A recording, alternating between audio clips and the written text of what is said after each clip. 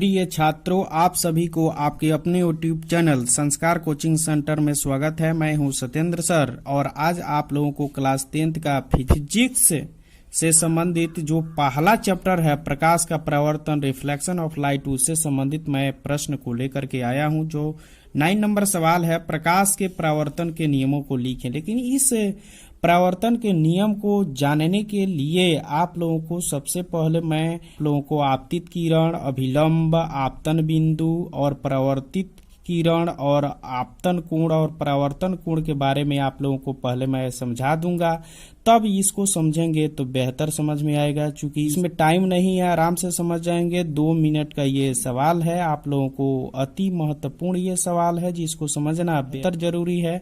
तो बच्चे, आप लोग इस वीडियो को अंत तक देखेंगे क्योंकि आप ही लोगों के लिए मैं इस वीडियो को बनाया हूं। तो आइए देखते हैं उन सभी डिफिनीशनों को जो अलग से एक मैं क्वेश्चन ही बना दिया हूं। तो देख सकते हैं आप लोग। प्रकाश के परावर्तन के कुछ महत्वपूर्ण कथनों को परिभाषित करेंगे, जिसमें पहला है आपतित किरण, इंसिडेंट रे।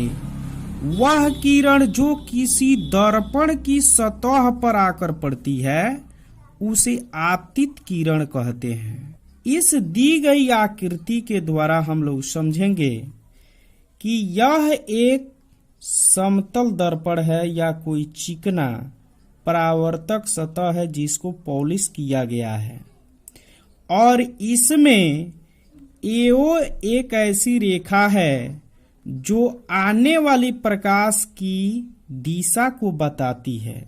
यानी कि आने वाली प्रकाश की किरण को हम आपतित किरण कहते हैं।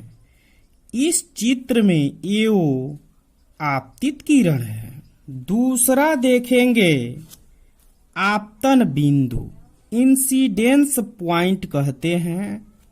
दर्पण के जिस सतह पर या बिंदु पर आपतित किरण आकर टकराती है उसे आपतन बिंदु कहते हैं। आपतन बिंदु को प्रायः ओ द्वारा सूचित किया जाता है। जैसा कि इस चित्र में हम देखेंगे कि यह आपतित किरण जिस पॉइंट से टकराकर परावर्तित होती है उस पॉइंट को हम आपतन बिंदु कहते हैं।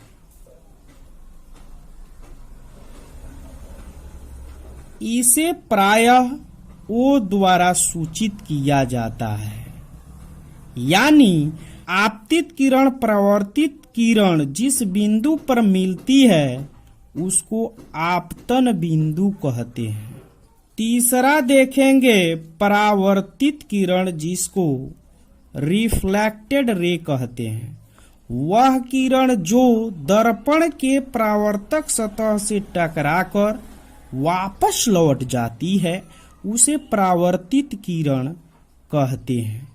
इस दी गई चित्र के माध्यम से हम समझेंगे कि आपतित किरण इस परावर्तक सतह पर पड़ा और इस परावर्तक सतह या आपतन बिंदु से परावर्तित होकर वापस लौट जाती है, तो इसी किरण को हम परावर्तित किरण कहते हैं। इसे प्रायः ओबी द्वारा सूचित करते हैं इस चित्र के माध्यम से।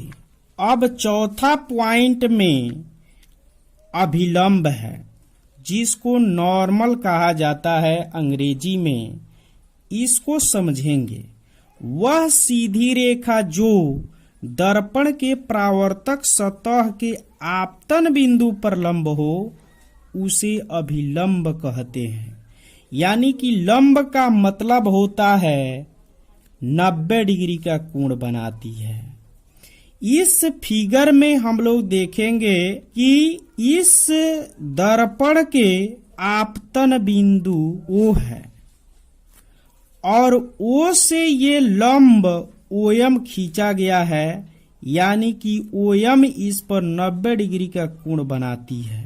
इसी OM रेखा को हम अभिलंब कहते हैं और अभिलंब को टूटी हुई लाइन द्वारा सूचित किया जाता है। और यह दर्पण के परावर्तक सतह पर सीधे लंबवत होती है, यानी 90 डिग्री का कोण बनाती है। अब 5वां नंबर देखते हैं, आपतन कोण, एंगल ऑफ इंसिडेंस। आपतित किरण अभिलंब के साथ आपतन बिंदु पर जो कोण बनाती है उसे आपतन कोण कहते हैं। इसे प्रायः आई द्वारा सूचित किया जाता है। इस चित्र में हम समझेंगे कि ये आपतित किरण दर्पण के परावर्तक सतह पर पड़ती है और जो अभिलंब खींचे गए हैं इनके बीच में बना कोण आपतन कोण कहलाता है। इसे आई द्वारा सूचित किया जाता है क्योंकि आई का अर्थ ही होता है इंसिडेंस, यानी कि इंसिडेंस एंगल के द्वारा सूचित करते हैं। इसे आई द्वारा सूचित किया जाता है, यानी कि कोण AOM बराबर आई होगा।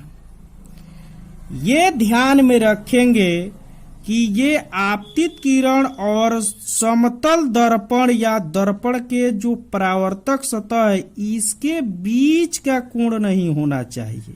आइए हम समय का दुरुपयोग न करते हुए 6 नंबर पर हम ध्यान देते हैं।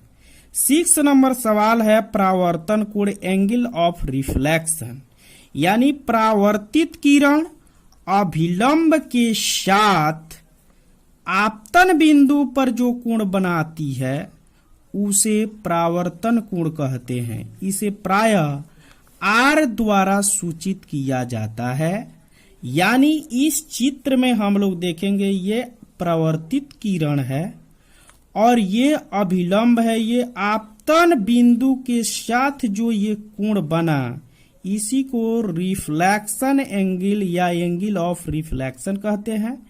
प्यारे बच्चों, आइए अब हम लोग देखते हैं कि प्रकाश के परावर्तन के नियम कौन कौन से होते हैं, उसको अब हम आराम से समझ सकते हैं।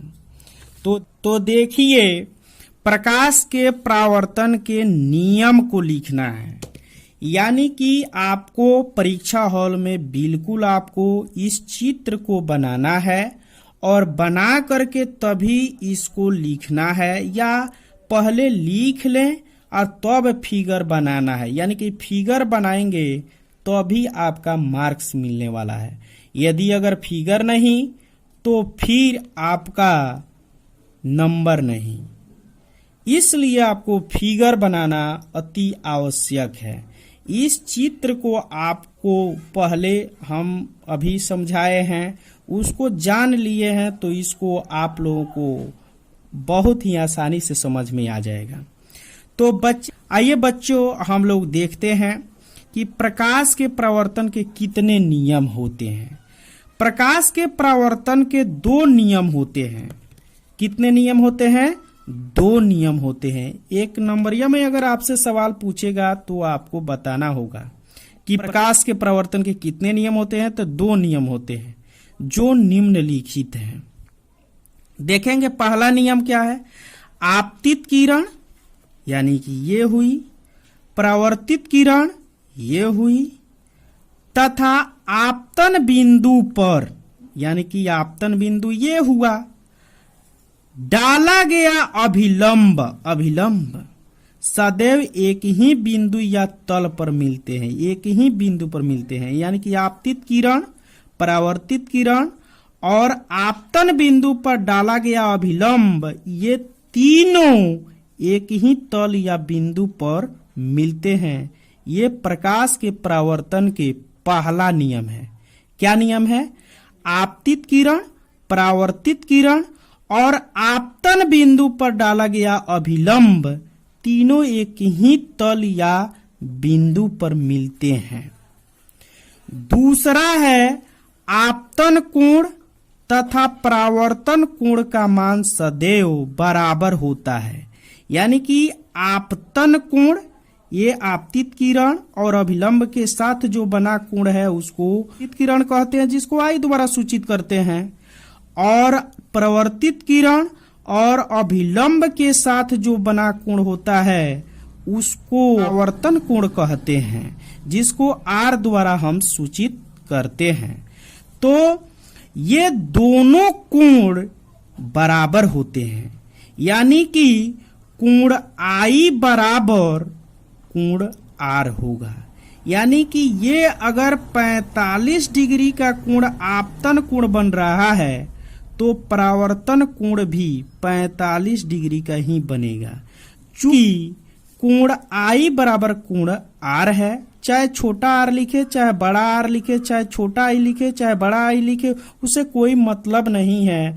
आपको सीधे सीधे समझ लेना है कि आपतन कोण और परावर्तन कोण दोनों बराबर होते हैं। यानी कि कोण आई बराबर 45 डिग्री है तो नियमानुसार कोण आर बराबर भी 45 डिग्री है। अगर कोण ये आई 30 डिग्री है तो आपको कोण आर बराबर भी 30 डिग्री ही होगा। आशा करता हूं कि यह वीडियो आप लोगों का बहुत ही अच्छा लगा होगा। यदि आप लोगों को प्रकाश के परावर्तन के नियम अच्छे लगे होंगे तो कमेंट में जरूर लिखेंगे। कल मैं आप लोगों को बताने वाला हूं प्रतिबिंब किसे कहते हैं, ये कितने प्रकार के होते हैं और वास्तविक प्रतिबिंब और काल्पनिक प्रतिबिंब में क्या अंतर है। ये 2 प्रश्न आप लोगों को अगले वीडियो में बताने वाला हूं। अगर आप लोगों को यह वीडियो अच्छा लगा होगा तो आप लोग इस चैनल को सब्सक्राइब कर लें और लाइक भी कर लें और अपने दोस्तों के साथ शेयर भी करें, ताकि दूसरे भी बच्चों को लॉकडाउन में फायदा मिल सके। तो इस वीडियो को देखने के लिए आपको धन्यवाद।